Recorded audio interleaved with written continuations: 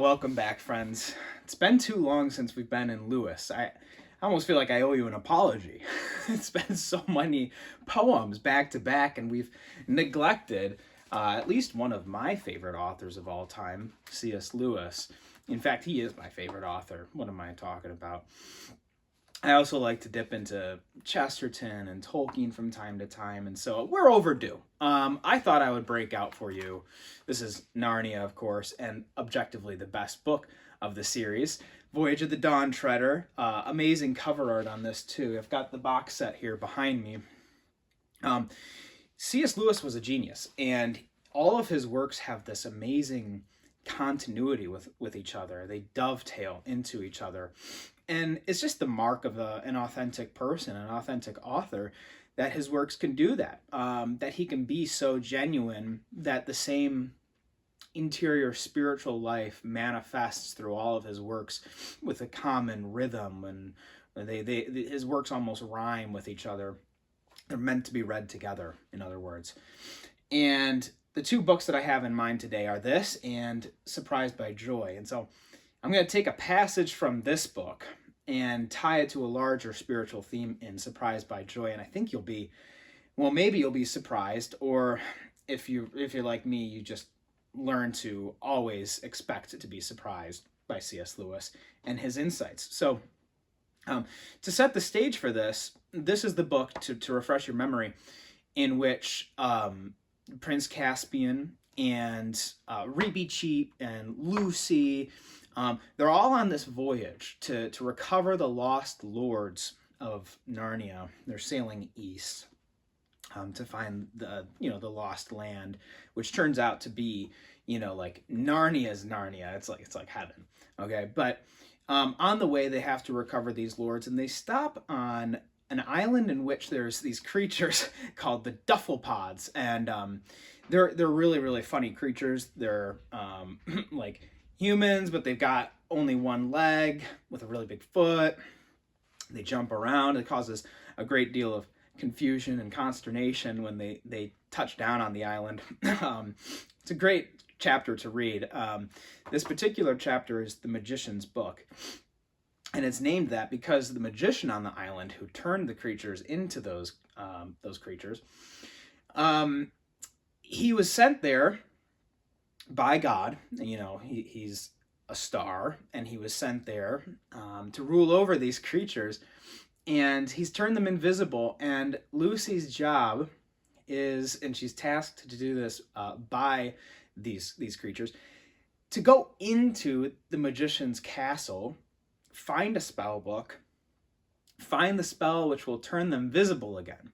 Okay, so that's her job. And while she's reading this book, she comes across other spells, and this is indicative of the whole theme of this book. And that would be overcoming temptation. Each island sort of represents a different vice. There's like the Gold Island, and that's greed. And in any event, this one is sort of testing someone's faith, and it's also wrestling with vanity, because a couple of the spells that she reads in this book tempt her. One is a spell that would make her beautiful, like her sister's beautiful. Another one lets her eavesdrop into conversations that people are having about her back home. So it's playing on her vanity. In any event, she gets a sort of a reprieve from these temptations, and it's in the form of a different spell, and it's a good spell. Let me just read this for you. It's so beautiful. On the next page, she came to a spell, quote, "for the refreshment of the spirit," end quote. The pictures were fewer here, but very beautiful, and what Lucy found herself reading was more like a story than a spell. It went on for 3 pages. Again, 3. This is spiritually laden. 3 pages. And before she had read to the bottom of the page, she had forgotten that she was reading at all. She was living in the story as if it were real, and all the pictures were real too. When she had gotten to the 3rd page and come to the end, she said, "That is the loveliest story I've ever read, or ever shall read in my whole life. Oh, I wish I could have gone on reading it for 10 years. At least I'll read it over again." But here, part of the magic of the book came into play. And it's of note that the book here is capital B, okay? I think you know what type of book Lewis is talking about. You couldn't turn back. The right-hand pages, the ones ahead, could be turned. The left-hand pages could not. "Oh, what a shame," said Lucy. "I did so want to read it again. Well, at least I must remember it. Let's see. It was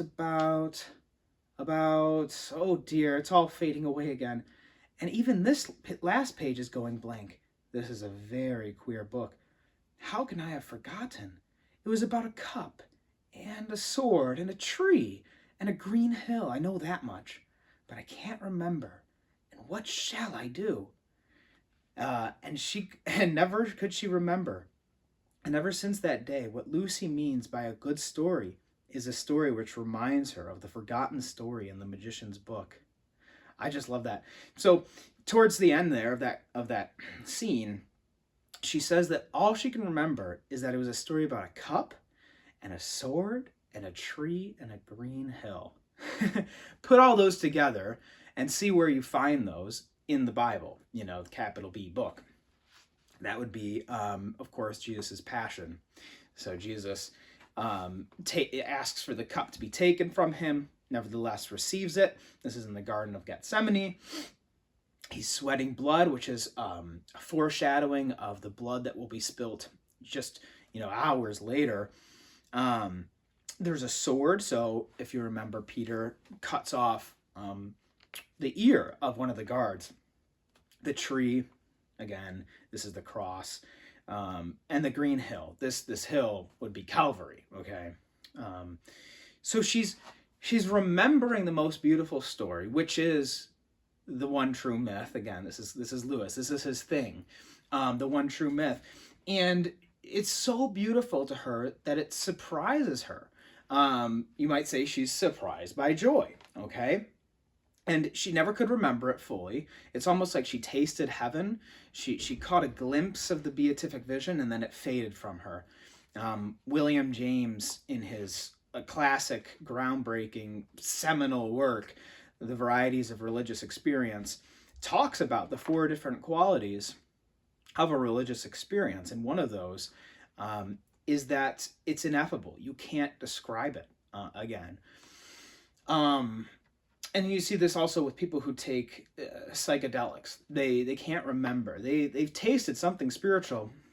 Whether that something spiritual is of a dark nature, that's a topic for another video. But they've tasted something spiritual, and immediately it's lost. And the ability to articulate it to other people is almost futile to try. So she's surprised by joy, and this is the average Christian's experience, right? This is why the struggle with temptation is so real, because you have these mountaintop experiences where you see the Lord. If for me, I'll be in Mass and I look at our Lord in the Eucharist, and sometimes I'm just overcome with emotion. But then you go home and you're living the mundane life, and you have such a hard time recapturing that, and so the devil takes advantage. Anyway, that's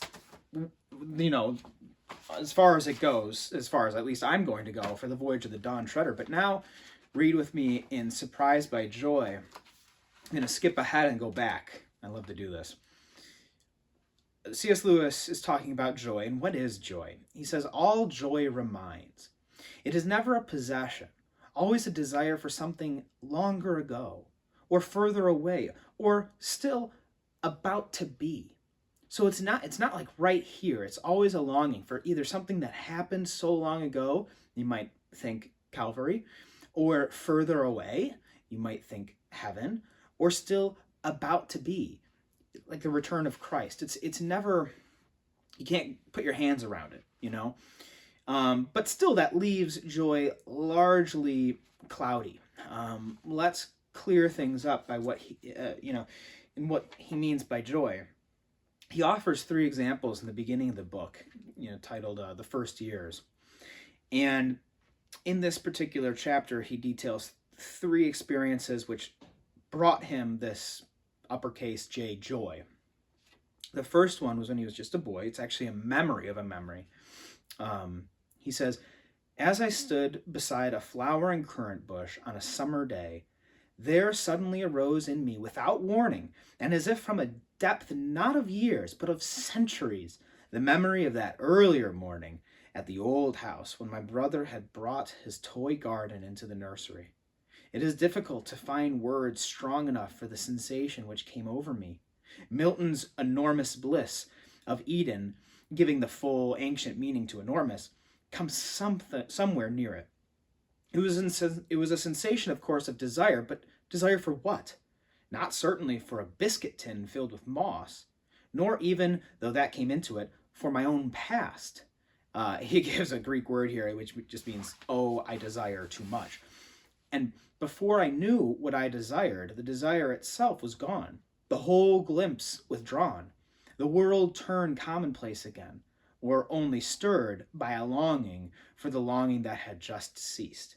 It had taken only a moment of time, and in a certain sense, everything else that had ever happened to me was insignificant in comparison. Think again to Aquinas. He writes his Summa Theologia and almost finishes his theological work when he's performing Mass, and he experiences an encounter, again, ineffably, with Christ. And it's a sort of beatific vision. And he stops writing this book of his. He leaves his greatest work unfinished. And people actually, there's a man who's begging, we have his letter, I think, begging him to keep writing it. And he says, I can't. Everything I've written is but so much straw, compared to what I saw. He just wants to rest in that memory. And I think C.S. Lewis is having something similar happen here. This is the joy, which he experienced at a young age. And now this is the last passage I've got for you. We're going to go deeper into what this meant for him, spanning out into his later life. He says,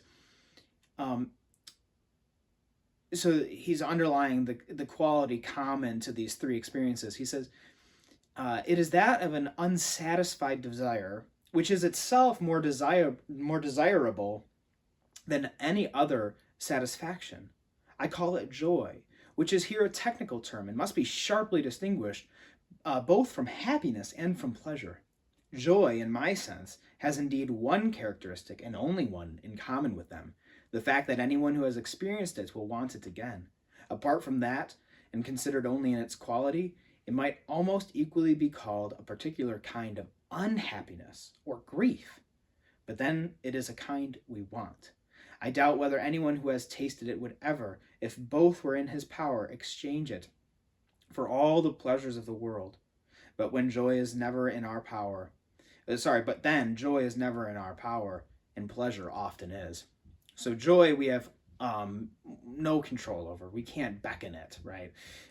Pleasure we can. You can jump on your phone and doom scroll yourself into oblivion. But that's not what the Christian life entails. The Christian life is a sacramental life where there's these religious obligation and duties that you perform almost like a peasant would, like a serf would, for his king. And every once in a while you get a visit from the king. And it's unexpected. And that unexpectedness is part of it. That's part of the appeal, is that you can't make the king come. Because if you could just beckon the king at any given time, well, that's not much of a king. I don't want you to think I mean that you can never approach the Lord, because you can in prayer, but to call upon him almost like a genie to give you this experience of great joy, this taste of heaven, would be wrongly ordered. That's just not the relationship we find ourselves in with God. Wonderful books. And he has the same theme in other books. A Grief Observed is one that comes to mind, and even you see it in some of his poems. You can go back into my shorts and watch. I think it was the last couple poems were about C.S. Lewis, and specifically about temptation, and about how art breaks our heart. He's talking about joy as if it's a grief. It's sorrow because we don't have that yet, but it's a constant looking forward to that. So I'm going to shut up and let you go about your day, but I hope that the Lord surprises you with joy at some time in this week, or perhaps this month, or as we're starting a new year in this year. And I hope that you keep seeking Him out. God bless you, and I'll see you again shortly. Take care.